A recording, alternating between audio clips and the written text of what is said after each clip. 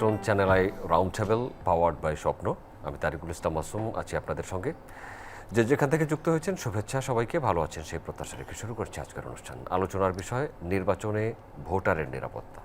নির্বাচনে ভোটারের নিরাপত্তা অর্থাৎ নির্বাচন আসছে, নির্বাচনের আগে পরে এবং নির্বাচনের সময় ভোটার এবং সাধারণ মানুষের নিরাপত্তা, জননিরাপত্তা বিষয়ে আলোচনা হবে নির্বাচন বিষয় সাময়িক পরিস্থিতি নিয়ে। আমাদের সাথে স্টুডিওতে আলোচনার জন্য উপস্থিত আছেন মাহবুব আজিজ, উপসম্পাদক দৈনিক সমকাল। আপনাকে স্বাগত জানাচ্ছি। আমার বাম দিকে আছেন মোস্তফা কামাল, সাংবাদিক এবং কলামিস্ট। আমার ডান দিকে আছেন সৌরভ হাসান, সম্পাদক চর্চা.com। তিনজন সাংবাদিক এবং বুদ্ধিজীবী, কলামিস্ট। কোনো দলের প্রতি বায়াসনেস নাই, সাদা চোখে যা দেখছেন তাই বলবেন, তাই শুনবো। শুরুতে বলছিলাম ভোটারের নিরাপত্তা। ভোটারের নিরাপত্তা নির্ভর করে তো যখনই ভোটারের ব্যাপার যখন আসে তখন নির্বাচনের ব্যাপার। এই নির্বাচন বহুল প্রতীক্ষিত। 26 ফেব্রুয়ারিতে যে নির্বাচন হতে যাচ্ছে, এই নির্বাচনের জন্য রাজনৈতিক দলগুলো জোট করছে, প্রার্থিতা ঘোষণা করছে, কিছু বাকি রেখেছে, কাউকে দলে টানার চেষ্টা করছে, কেউ পদত্যাগ করছেন, কেউ রাজনৈতিক দলে যোগদান করছেন। নির্বাচন হবে, নির্বাচনের প্রস্তুতি সবাই। মাহবুব আজিজ, এই নির্বাচনের বিশেষত্ব কি দেখছেন? জি, ধন্যবাদ, শুভেচ্ছা সবাইকে। সবচেয়ে বড় যে বিশেষত্ব সেটা হচ্ছে যে গণ অভ্যুত্থানের যে আকাঙ্ক্ষা, যে কারণে এই এত রক্তক্ষয়ী গণ অভ্যুত্থান সংগঠিত হলো, তার প্রধান আকাঙ্ক্ষা ছিল গণতন্ত্র এবং জবাবদিহিতার প্রতিষ্ঠা। তো সেই ক্ষেত্রে তার যে প্রথম পদক্ষেপ বা প্রধান পদক্ষেপ আমরা বলতে পারি নির্বাচন, সেই দিকে অনেক অপেক্ষার পর জাতি রওনা দিয়েছে। এটা সবচেয়ে বড় একটা আশা সঞ্চারী ঘটনা। সাথে সাথে কিছু শঙ্কা এবং কিছু আমাদের অপেক্ষা এখনো কাজ করছে যে আসলে এটা কী ধরনের নির্বাচন হতে যাচ্ছে। আমাদের যে গত তিনটে নির্বাচনের যে খারাপ অভিজ্ঞতা, 14, 18 এবং 24, সেই তিনটি খারাপ অভিজ্ঞতা অর্থাৎ ছলে বলে প্রতারণা নির্বাচন আওয়ামী লীগ করেছিল বলেই কিন্তু মানুষ ধীরে ধীরে ধীরে ধীরে এত বেশি ক্ষুব্ধ হয়েছে যে আরও অনেক ক্ষুব্ধতা যুক্ত হয়ে রাজপথে নেমে এসেছিল কোটি জনতা। তো এই যে ক্ষুব্ধতার জায়গাটা, যে আমাদের অন্তর্ভুক্তিমূলক নির্বাচন হচ্ছে না লাগাতারভাবে, একের পর একবার রাতের বেলা হচ্ছে, একবার আমিডামি নির্বাচন হচ্ছে, একবার শূন্য আসন নির্বাচন হচ্ছে, 154 জন এক দল থেকে এককভাবে পাশ হয়ে যাচ্ছে। তো এবার কি হতে যাচ্ছে? অ্যাপারেন্টলি মনে হচ্ছে যে হ্যাঁ, এবার তো ভালো হচ্ছে, কারণ অনেকগুলো দল অংশগ্রহণ করছে। সেই অনেকগুলো দল আসলে কারা? এটা কিন্তু খুব গুরুত্বপূর্ণ একটা প্রশ্ন। যেই সংস্কার এই নির্বাচনের সাথে আরেকটা ব্যাপার খুব যুক্ত, যে সংস্কারের বিষয়গুলো এসেছে। জুলাই সনদ, এই গণ অভ্যুত্থান থেকে যে সংস্কারের প্রসঙ্গগুলো সামনে এসেছে, এবং সরকার একটি জাতীয় ঐক্যমত্য কমিশন গঠন করলেন। 30টি রাজনৈতিক দলের সাথে এই ঐক্যমত্য কমিশন বসলেন। এই 30টি রাজনৈতিক দলের মধ্যে 7-8টি রাজনৈতিক দল ছাড়া অন্যদেরকে আমরা খুব একটা চিনি না, এবং এই অধিকাংশ দলের দ্বিতীয় বা তৃতীয় ব্যক্তির নামও আমরা জানি না। কাজে এই 30টি রাজনৈতিক দলকে আসলে বাংলাদেশের সম্পূর্ণ মানুষকে তারা প্রতিনিধিত্ব করে? এই 30টি রাজনৈতিক দল মিলে ঠিক করতে পারে যে সংবিধানের যে মুক্তিযুদ্ধ জাত যে সংবিধান, যে রক্তস্নাত মুক্তিযুদ্ধের মাধ্যমে বাংলাদেশের অভ্যুদয়, তার যে স্তম্ভ 4টি, তার মধ্যে প্রধান দুটি, যে ধর্মনিরপেক্ষতা, সমাজতন্ত্র, এই দুটি যে খসে পড়ে গেল, এবং এগুলোকে বাদ দেওয়ার যে সিদ্ধান্ত নেওয়া হলো, এটা কি পুরো বাংলাদেশের মানুষের সায় আছে? এবং এটা কি বাংলাদেশের আগামী দিনের ছবি? এই ছবিটা কি মানে তারা এই কয়েকজন মানুষ মিলে পরিবর্তন করার অধিকার রাখেন? এই প্রশ্নটাও কিন্তু আছে। এখন গণভোটও এর মধ্যে যুক্ত হয়েছে, এবং গণভোট নিশ্চয়ইভাবে এটা একটা প্রতীকী ব্যাপারই দাঁড়াচ্ছে, কারণ এটা তো আশা করবই আমরা যে হ্যাঁ যুক্ত হবে, নাহলে তো সংস্কারই নস্যাৎ হয়ে যায়। কিন্তু ভোট মানেই তো যে কোনো পক্ষ জিততে পারে, যদি না জিতে তাহলে কি হবে? এবং যে প্রশ্নের বিষয়গুলো আছে, 4টি প্রশ্নতে সব মিলে অনেক কিছুই আসলে একটু জোড়াতালির ব্যাপারটাও তো আছে। আবার যেই এনসিপি, যারা গণ অভ্যুত্থানের সম্মুখ সারির ছাত্র নেতারা এখানে যুক্ত আছেন, তারা এখন পর্যন্ত জুলাই সনদে স্বাক্ষরই করলেন না। তো সেটা আসলে কি দাঁড়ালো? তো সব কিছু মিলিয়ে অনেক শঙ্কা, অনেক অবিশ্বাস রয়ে গেছে, বিশেষ করে অন্তর্ভুক্তিমূলক নির্বাচন। আমরা দেখেছি যে আওয়ামী লীগ ও সমমনারা গত 12 বছর নির্বাচন করেছেন, এখন কি বিএনপি ও সমমনারা নির্বাচন করছেন, বাকিরা রয়ে যাচ্ছেন? আসবো এই আপনার কাছে। প্রশ্নের উত্তর কে দেবে? মোস্তফা কামাল, জি এই প্রশ্নের উত্তর আপনার কাছে চাই না, অ্যানালাইসিস চাই। জি ধন্যবাদ আপনাকে। মাহবুব ভাই সঠিক বলেছেন যে কিছু প্রশ্ন আসলে সামনে রয়ে গেছে, আর রয়ে যাওয়াটাই স্বাভাবিক। যেহেতু টানা 3টা নির্বাচন, নানা কিসিমের নির্বাচন হয়েছে বা তামাশা হয়েছে বলা চলে, সেই ক্ষেত্রে আগামী নির্বাচনটা কতটুকু অন্তর্ভুক্তিমূলক হবে, কতটুকু অংশগ্রহণমূলক হবে, ওই একটা আকাঙ্ক্ষা, একটা জিজ্ঞাসা, একটা প্রত্যাশা থাকাই স্বাভাবিক। যে কারণে এই তফসিল ঘোষণার পরও কিন্তু প্রশ্ন আসছে যে তফসিল মতো সব কিছু হবে তো। আপনি দেখবেন যখন তফসিল মতো নির্বাচনটা হবে সেদিনও প্রশ্ন থাকবে যে সন্ধ্যা পর্যন্ত ফলাফলটা ঘোষণা হবে তো। ফলাফল ঘোষণার পরও প্রশ্ন থাকবে যে ফলাফলটা কি ঠিকভাবে ঘোষণা করা হয়েছে। এরপরও প্রশ্ন থাকবে যে ইউনূস সরকার কি ক্ষমতা ছাড়বে শেষ পর্যন্ত। এখন এগুলো হয়তো হাস্যকর কিন্তু বাস্তব, পথে ঘাটে এসব আলোচনা হচ্ছে। কেন? অভিজ্ঞতাটা বড় তিক্ত। এখন যেটা খুব জোর দিয়ে বলা হচ্ছে যে একটা ঐতিহাসিক নির্বাচন হবে, শুনতে ভালো লাগে।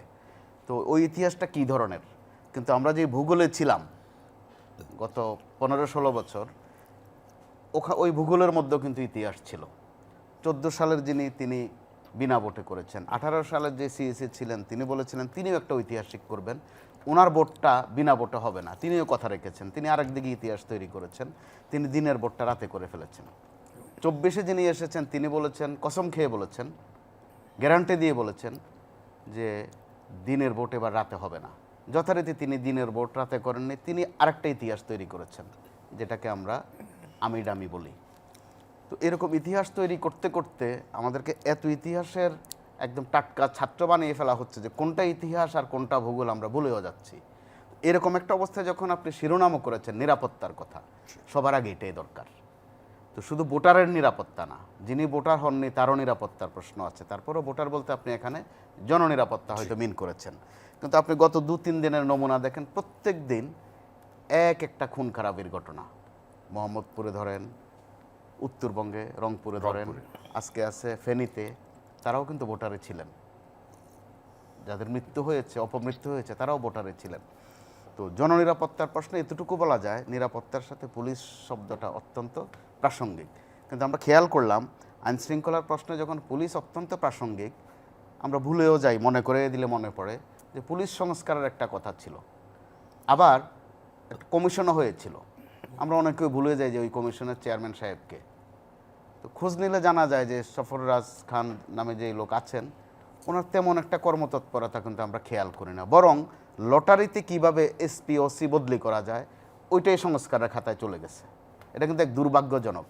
লটারি মানে এক ধরনের জুয়া, এক ধরনের গ্যামলিং। তো সেটা তো আমাদের প্রত্যাশিত ছিল না।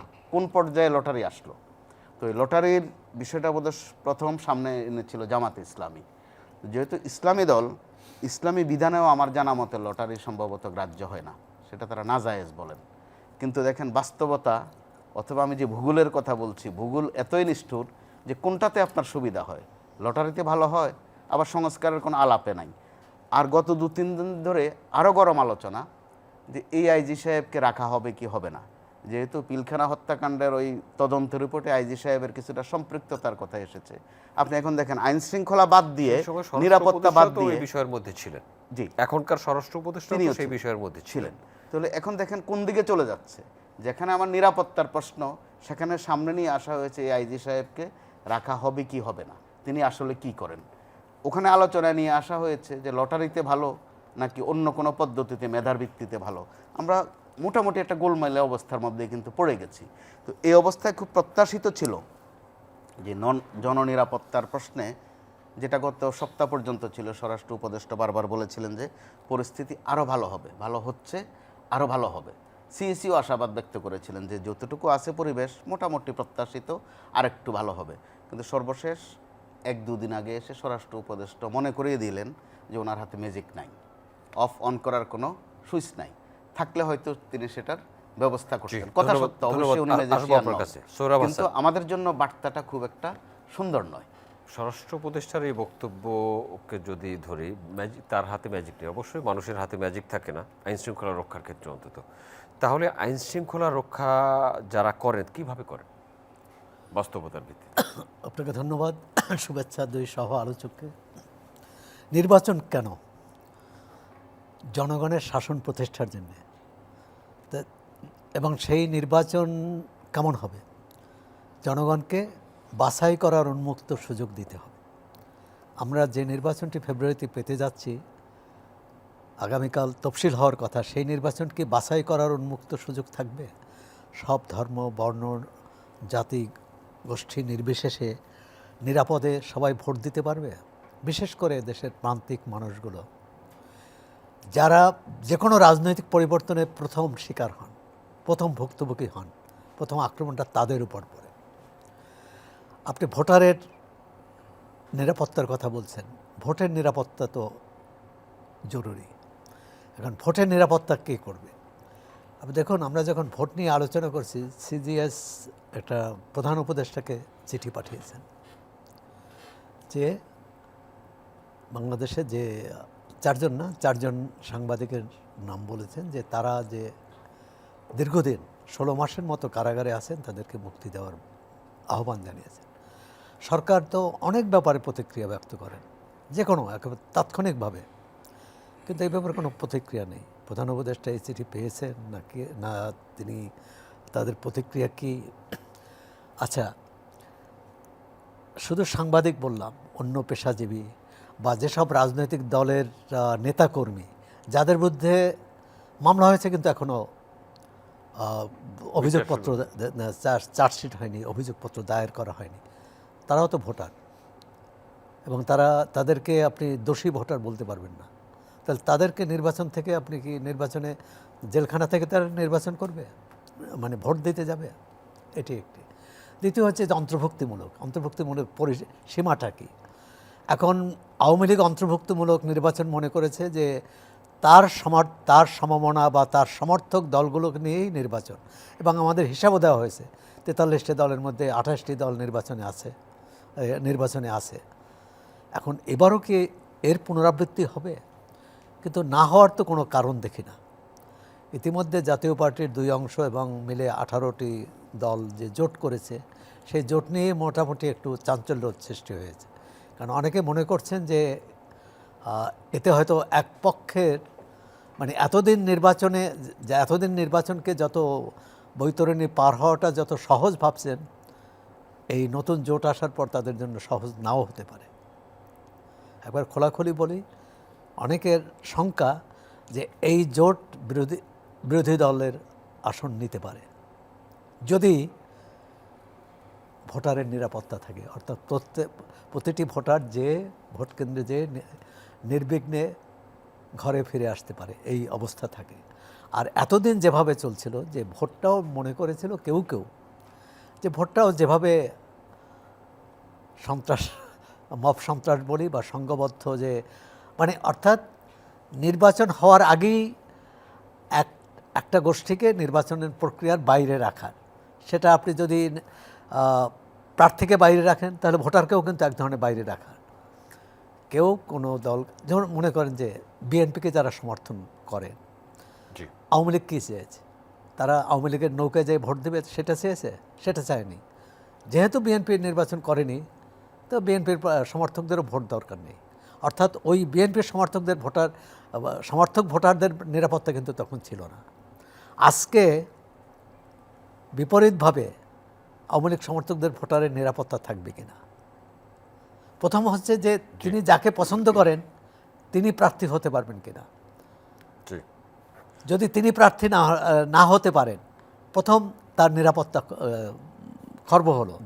তারপরে যদি বিকল্পও থাকে, আছে না যে বিকল্প 1, বিকল্প 2, দ্বিতীয় বিকল্পে তিনি ভোট দিলেন, নিরাপদ বোধ করবেন কিনা? কারণ আমরা তো দেখেছি ইতিমধ্যে কিন্তু রাজনৈতিক দলগুলোর মধ্যে, যে মাঠে সক্রিয় থাকা রাজনৈতিক দলগুলো ইতিমধ্যে মারামারি হানাহানিতে লিপ্ত হয়েছে।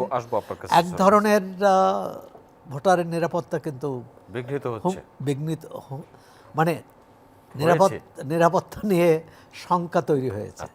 মাহবুব আজিজ, জি সোহরাব হাসান কিছু ইকুয়েশন দিয়েছেন, নতুন একটি জোট, কেউ ভোটের বাইরে থাকবে, যদি প্রার্থী বাইরে থাকে তাহলে ভোটারও বাইরে থাকবে, যেমন আগে ছিল হয়তো এবং এবারও তেমনই হতে যাচ্ছে। আপনার এই বিষয়ে জানাশোনা কি? আমিও সৌরভ ভাই যেভাবে বললেন প্রায় একই মত আমার, যে আসলে অন্তর্ভুক্তিমূলক নির্বাচনের জন্যই তো এত কিছু, এত রক্তক্ষয়, এত প্রাণপাত, যে আন্দোলন। আসলে আমরা তো গত 50 বছর যদি ভাবেন, এমনকি বাংলাদেশের যে অভ্যুদয় 70-এর নির্বাচনের পর আওয়ামী লীগ যে এই ভূমিধস বিজয় পেল, তারপর তাদেরকে ক্ষমতায় বসতে দেওয়া হলো না, সেখান থেকেই কিন্তু বড় সংঘর্ষ এবং মুক্তিযুদ্ধের সূত্রপাতের অন্যতম একটি কারণ ছিল। আরও অন্যান্য অনেক বড় বড় কারণের সাথে এটাও একটি কারণ ছিল।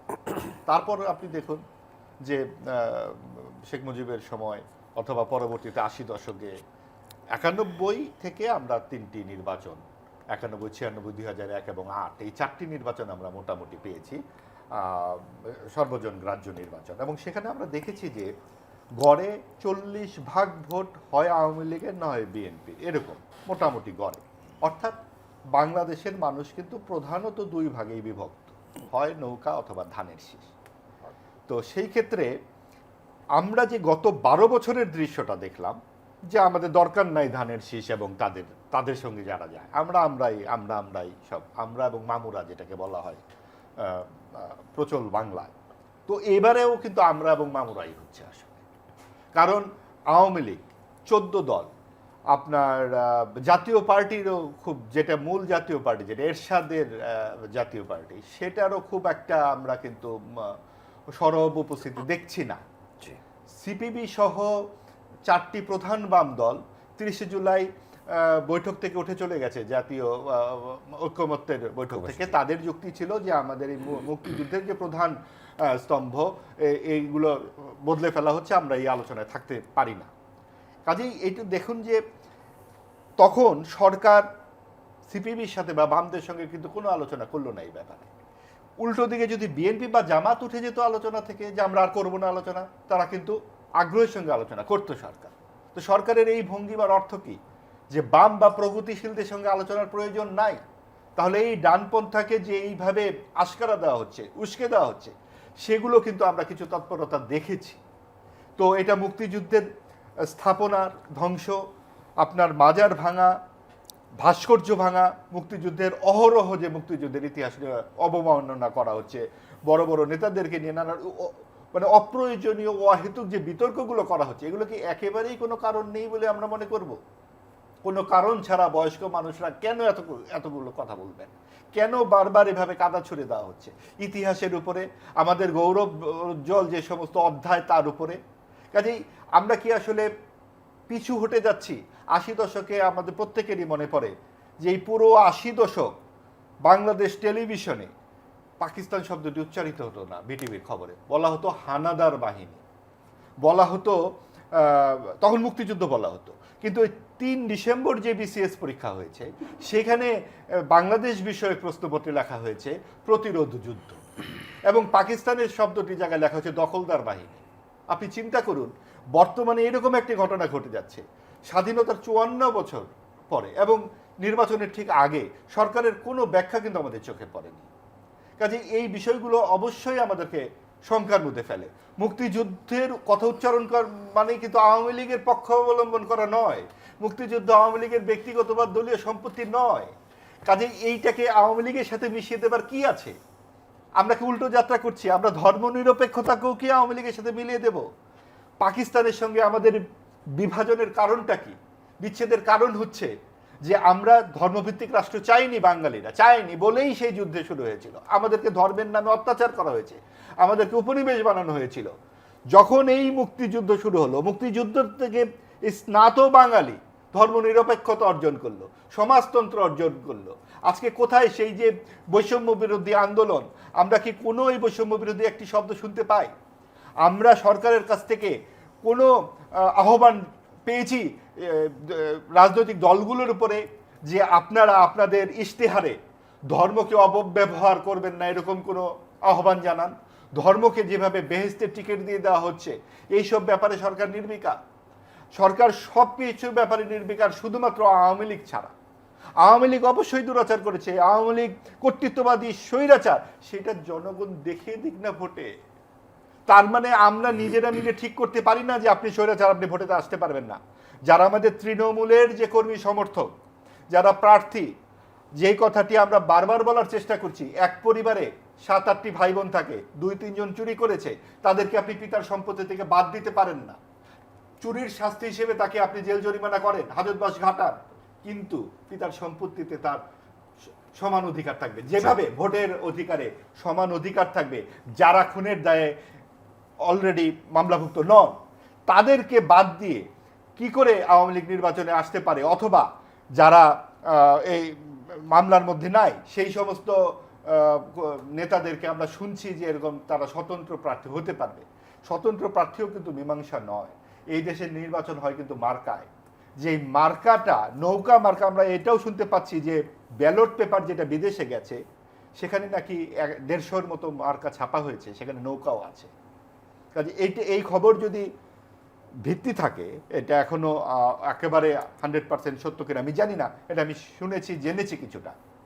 তো এটা যদি সত্য হয়ে থাকে তাহলে কিছুটা ইতিবাচক। এবং সরকারের তো হাতে সময় আছে, সরকার তো রাজনৈতিক সরকার নয়। এই সরকার আমরা অবশ্যই এখনো আস্থা রাখতে চাই যে ডক্টর ইউনূস সহ সকলেই প্রগতিবাদী এবং এই দেশের নিশ্চয়ই তারা গণতন্ত্রকামী। তো সেইখানে এই বিষয়গুলো কি করে আসে? অন্তর্ভুক্তিমূলক নির্বাচন আপনি করবেন, ধন্যবাদ আপনাকে। আপনি কি করে একটি অংশকে বাদ দিয়ে 40% মানুষকে বাদ দিয়ে? অংশগ্রহণমূলক নির্বাচনে একটি অংশকে বাদ দেওয়ার কথা আছে, আলোচনায় আছে। আপনি কি মনে করেন? এখানে বিষয়টা একদম পরিষ্কার। অংশগ্রহণমূলক কথাটার মধ্যে কিছুটা আপেক্ষিকতা আছে।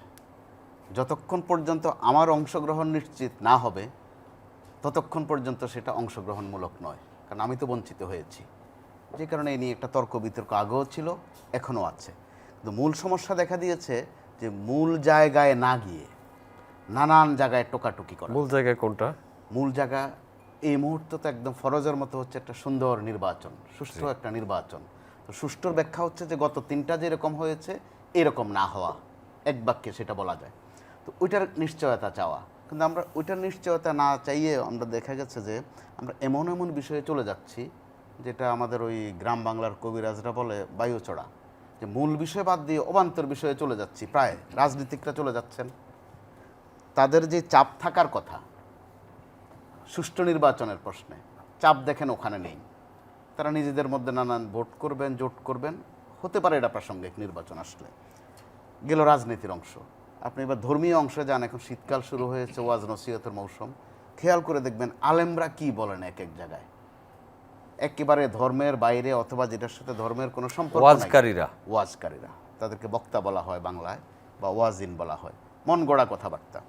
এবার আপনি যান ভিন্ন সেক্টরে, বাউল সেক্টরে যান, তারা শরীয়ত মারফত নিয়ে বিভিন্ন ধরনের কিছু বক্তব্য রাখেন, সুরে সুরে গানে গানে। তারা ওইটা বাদ দিয়ে চলে যাচ্ছেন কোরআনের কাছে।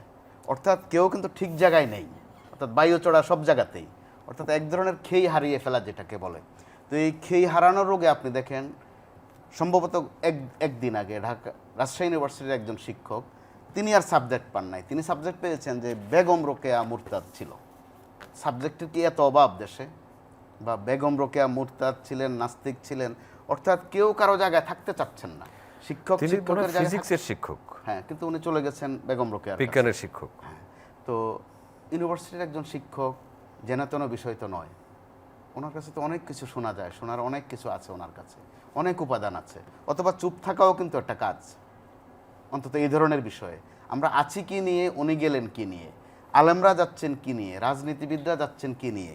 আর এখানে তো একটা বিষয় অত্যন্ত স্পষ্ট, 71-এর সাথে 24-এর একটা সংঘর্ষ বাঁধানোর প্রক্রিয়া বা আলামত কিন্তু আমরা শুরু থেকেই দেখছিলাম। তো 71 নিয়ে এদেশে ব্যবসা হয়েছে, বাণিজ্য হয়েছে, পদক বাণিজ্য পর্যন্ত হয়েছে। পদকের ভিতর থেকে আবার স্বর্ণ অথবা রূপা সরিয়ে নিয়ে বিল করা, ওই বাণিজ্য হয়েছে। তার মানে কি 71-এর কোনো সমস্যা ছিল? এটা তো 71-এর সমস্যা না, এটা যারা এই কুকর্মগুলো করেছেন তাদের সমস্যা। তারা দুর্নীতি করেছেন বা তারা বিতর্কিত হয়েছেন, এই জন্য আমি 71-কে বিতর্কিত করে ফেলবো। আবার 24 নিয়ে যারা বলছেন বেশি বেশি করে, গত 4-5 দিন দেখেন তারা কিন্তু আর 24 নিয়েও নাই। কোথাও একটা বলছেন না যে এখনও যে বৈষম্যের শিকার হচ্ছে নানান জায়গায়, অথচ বৈষম্য বিরোধী এই শব্দটার ব্যাপক ব্যবহার ছিল, তারাও কিন্তু এটার মধ্যে নাই। তারা আবার একটা শব্দ শুনিয়েছিলেন, শুনতে আমাদের ভালো লেগেছে, যে নতুন বন্দোবস্ত। কিন্তু আপনি দেখেন তারা কিন্তু পুরনো চর্চাই করছেন। কেউ কোনো দলে যাচ্ছেন, কেউ কোনো জোটে যাচ্ছেন, কেউ কারো অধীনস্থ হয়ে স্বাধীন হচ্ছেন। এক ধরনের এক তামাশা কিন্তু আমরা দেখছি। তো তারাও তো পারতেন, তাদের কিন্তু ওই অথরিটি আছে, ওই স্নেহ একদম হারিয়ে যায়নি, কদর কমেছে বটে, আমি এনসিপির কথা বলছি। তারাও তো পারতেন যে যেই চেতনা নিয়ে তারা 24-এর এই ঝুঁকিপূর্ণ কাজটুকু করলেন, এটুকু অন্তত সবাইকে একটু একটু মনে করিয়ে দিতে। এখন মনে করিয়ে দেওয়ার আগে প্রশ্ন হয়ে গেছে যে তারা নিজেরা মনে রাখছেন কিনা তাদের ওই সময়ের ভূমিকা। ধন্যবাদ আপনাকে। সোহরাব হাসান, অনেকগুলো বিষয় এসেছে। মোস্তফা কামালের কথা অনুযায়ী যে যা নন সে সেই বিষয়ে কথা বলছেন, যার যে বিষয়ে দখল নাই বা যার যে মাঠ না, তিনি মাঠের বাইরে গিয়ে খেলছেন।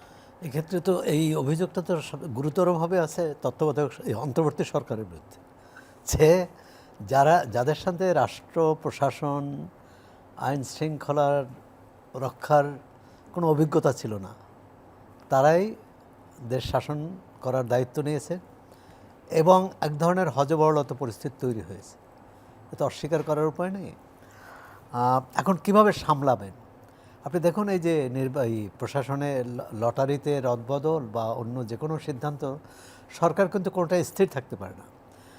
কোনো সিদ্ধান্ত নেওয়ার আগে জনমত দেখেন, জনমত না, রাজনৈতিক দলগুলোর, দেখেন যে বিএনপি কী ভাবে।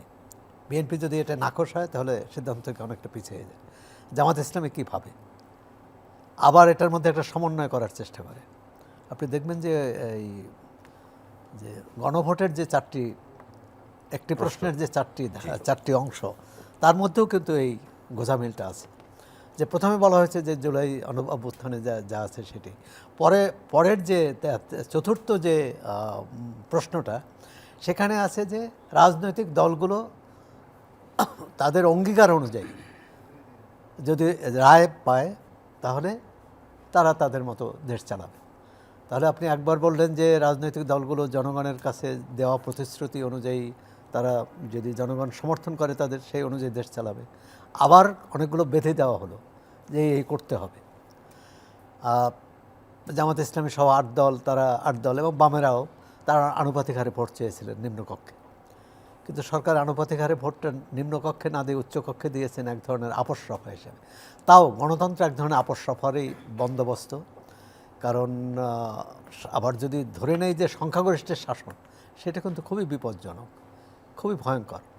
আপনি 91 ভাগ দেশে যে দেশে একটা সম্প্রদায়ের মানুষ, তারা সিদ্ধান্ত নিল যে দেশে অন্য ধর্মের কোনো মানুষ কোনো ধর্মাচার করতে পারবে না, এটা কি হবে? তাহলে তো সভ্য দুনিয়া হয় না। তো সুতরাং সরকার কী চায়, কতটা চায়, নির্বাচনটা কতটা সুষ্ঠু চায়, কতটা আন্তর্জাতিক মানের চান। ইতিমধ্যে কিন্তু শুধু দেশের মানুষ না, আন্তর্জাতিক সংস্থা, বন্ধু দেশ সবাই কিন্তু বলছে অন্তর্ভুক্তিমূলক নির্বাচন। সরকার খোলাসা করছে না। অন্তর্ভুক্তিমূলক বলতে তারা কি বোঝেন? নিশ্চয়ই তারা আগের 3টা নির্বাচনের মতো করবেন না, এটা নিশ্চয়ই বলবেন না। নির্বাচন কমিশনও এক ধরনের তারা নিরপেক্ষতা দেখানোর চেষ্টা করেছে বা কোথাও কোথাও শক্ত হয়েছে, কিন্তু মূল জায়গায় শক্ত হয় না। আদালতে কোনো রায় হয়নি। আওয়ামী লীগ নির্বাহী আদেশে সরকার নিবন্ধন সরকার কার্যক্রম নিষিদ্ধ করেছে, দল নিষিদ্ধ করে না। এর সঙ্গে সঙ্গে নির্বাচন কমিশন প্রতীক স্থগিত করে দিয়েছে। তখন তো নির্বাচনী তফসিল হওয়ার আগ পর্যন্ত নির্বাচন কমিশনের সরকারের কোনো সিদ্ধান্তের ব্যাপারে তার কিছু বলার থাকে না, কিন্তু তারা নিয়েছে। অর্থাৎ সরকার যেভাবে চাইছেন সেভাবে নির্বাচন কমিশন চলছে। বিগত নির্বাচন কমিশনকে জিজ্ঞেস করা হয়েছিল, আপনারা যদি ভালো নির্বাচন করতে, অংশগ্রহণমূলক নির্বাচন করতে না পারেন, আপনারা অন্তত পদত্যাগ তো করতে পারেন। আমি জানি না যে এই বর্তমান নির্বাচন কমিশনে এই বার্তাটি, এই ধরনের শক্ত বার্তা সরকারকে দিতে পারবেন। ধন্যবাদ আপনাকে। আমরা শেষ করব, আমরা 1 মিনিট করে প্রত্যেকের কমেন্ট শুনতে চাই। এই আলোচনা থেকে কি বের হলো মাহবুব আজিজ? যেটা আমার মনে হয়েছে এটা খুব একটা গুরুত্বপূর্ণ প্রসঙ্গ, যে সংখ্যা গরিষ্ঠের শাসন চাপিয়ে দেয়া মানেই গণতন্ত্র নয়। জি, দেখুন, সংখ্যা গরিষ্ঠ এখানে মুসলিম যারা আছেন, আমরা আছি যারা বাংলা ভাষাভাষী হিসেবে বাঙালি, হ্যাঁ, এটা আমরা মুসলমান হিসেবে যদি আমরা মনে করি যে আমরা ইসলামিক একটা শাসনতন্ত্রের দিকে যাব এবং আমরা নিজেরা এটা ঠিক করে ফেলি, অথবা বাঙালি হিসেবে আমরা একটা কিছু ঠিক করলাম। তো এইভাবে কিন্তু আসলে গণতন্ত্র হয় না। গণতন্ত্রের কিছু মূল্যবোধ, কিছু পরম্পরা, কিছু ধারাবাহিকতা থাকে। সেটাই কিন্তু আমাদের 1971 এবং মুক্তিযুদ্ধ। যেই জন্য আমরা বারবার বলছি ধর্মনিরপেক্ষতা, সমাজতন্ত্র আপনারা কোন যুক্তিতে ছুঁড়ে ফেলে দিলেন? বাংলাদেশটার একটা হৃৎপিণ্ড আছে, এই দেশের একটা চেহারা আছে, একটা ছবি আছে, সেই ছবির সঙ্গে ধর্মনিরপেক্ষতা শব্দটি যুক্ত, অচ্ছেদ্যভাবে যুক্ত, যেটা আমাদেরকে পাকিস্তান থেকে আলাদা করেছে, ভারত থেকে পৃথক করেছে। আমরা ভারতের চোখে চোখ রেখে যেভাবে কথা বলবো, পাকিস্তানের সাথেও আমরা ঠিক একইভাবে চোখে চোখ রেখে কথা বলবো। আমরা ভারত বিরোধিতার নামে পাকিস্তানের সঙ্গে প্রীতির সম্পর্ক গড়ে তুলব না, কারণ আমরা একটা স্বাধীন সার্বভৌম রাষ্ট্র। ধন্যবাদ সেই আপনাকে। রাষ্ট্রের যে অঙ্গীকার, সেখান থেকে যেন আমরা দূরে না যাই, এবং সেই জায়গাটিতে পৌঁছানোর জন্য সরকারকেও কিছু সক্রিয় ভূমিকা পালন করতে হবে। ধন্যবাদ আপনাকে। মোস্তফা কামাল। যে এখানে সরকারের বিষয়টা একটু যোগ করি, সৌরভ ভাই যেটা বলেছেন যে এই সরকার অরাজনৈতিক, কিন্তু কিছু কিছু কাজে, কিছু কিছু পদক্ষেপে এই সরকার প্রমাণ করে দিয়েছে অরাজনৈতিক নয়, অতি রাজনৈতিক। রাজনৈতিক দলগুলোকে কিন্তু একটা বিপদগ্রস্ত করে ফেলেছে এই সরকার, যেটার ছায়া কিন্তু আমরা মাঝে মধ্যে ওই রাজনৈতিক দলগুলোর মুখ দিয়েও বেরোচ্ছে। বিএনপি গিয়ে বলছে যে এই সরকার জামাতের দিকে হেলে পড়ে, জামাত গিয়ে বলছে যে এই সরকার বিএনপির দিকে হেলে পড়ে।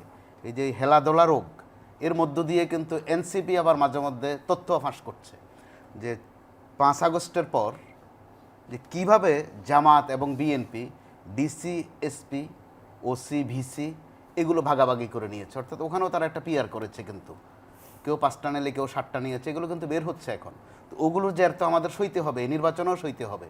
যে ডিসি সাহেবরা আছেন ওনারা নিশ্চয়ই যার স্লিপ নিয়ে বা যার বায়াত নিয়ে, দোয়া নিয়ে ওই চেয়ারটাতে বসেছেন, তিনি তার জন্যই কাজ করবেন, ইমানদারিত্বের সাথেই করবেন। ওই নমুনা কিন্তু আমরা দেখছি। অর্থাৎ আমাদেরকে শোনানো হচ্ছে একটা ঐতিহাসিক নির্বাচনের কথা। ইতিহাস অন্তত বাদ দেন, আমি বারবার যেটা বলছি ভূগোলের কাছে আসেন। অন্তত 91 থেকে নির্বাচনের যে ধারাটাতে আমরা পড়েছিলাম, ট্রেনটারে অন্তত ওই জায়গাটা থেকে একটু তুলে দেন। ধন্যবাদ আপনাকে। সৌরভ হাসান, আমরা শেষ করবো আপনাকে দিয়ে 1 মিনিটের মধ্যে যদি একটু সাম আপ করে দিতে। কি কোনো এই এতগুলো আলোচনা হলো, আমরা ইতিহাস ভূগোলের মধ্যে কোথায় কোথায় আটকে আছি? এই প্রশ্নের উত্তর দিতে পারে অন্তর্বর্তী সরকার। জি। এই উত্তর দেওয়ার, কারণ আমরা প্রশ্নই করলাম, এবং এই আন্দোলনটাকে, অভ্যুত্থানটাকে তো বলা হয় বৈষম্য বিরোধী। তা সরকার কেন যতগুলো পদক্ষেপ নিচ্ছে সেখানে বৈষম্যটাই প্রকট হয়ে উঠছে। আপনি ধরুন এই যে ধর্মনিরপেক্ষতা বাদ দেওয়া বা সমাজতন্ত্র বাদ দেওয়া বা 4 মূলনীতি বাদ দেওয়া, এখন সরকারের পক্ষ থেকে বলা হয় কারণ আমরা সাম্য, সামাজিক মর্যাদা, মানবিক মর্যাদা, সামাজিক ন্যায় বিচার রেখে দিয়েছি। স্বাধীনতার ঘোষণাপত্র সেটাও কিন্তু বাদ দেওয়া হয়েছে, পরবর্তীকালে সেটা যুক্ত করা হয়েছে। এখন সরকারের মধ্যে এক ধরনের অস্থিরতা আছে, কিন্তু এই অস্থিরতা থাকলে ভালো সিদ্ধান্ত নেওয়া এবং ভালো নির্বাচন করা খুব কঠিন। সরকারকে এত কিছুর পরেও বলবো, সরকার যেটি ন্যায় মনে করে তার পক্ষে শক্ত অবস্থান নিতে হবে। কেউ সেটাকে ন্যায়টাকে যদি অন্যায় মনে করে, সেটা তারা প্রমাণ করে দিবে যে এটা অন্যায় নয়। কিন্তু সরকারের মধ্যে দোলাচল, যেটা মোস্তফা কামাল বললেন, যে দোলাচলটা বাদ দিতে হবে। যে আমরা একটি সত্যিকারভাবে অন্তর্ভুক্তি নির্বাচন চাই। গত 3টি নির্বাচনের পুনরাবৃত্তি এখানে হবে না, এবং প্রতিটি ভোটারের নিরাপত্তা মানে হচ্ছে ভোট দিতে পারবেন। ধন্যবাদ সৌরভ হাসান, মাহবুব আজিজ, মোস্তফা কামাল। সম্মানিত দর্শক, এতক্ষণ আমাদের সাথে থাকার জন্য কৃতজ্ঞতা। আগামী অনুষ্ঠান দেখার আমন্ত্রণ হলো, দেখা হতে পারে আগামী অনুষ্ঠানে। ভালো থাকবেন সবাই, আপনাদের সবার জন্য অনেক অনেক শুভকামনা।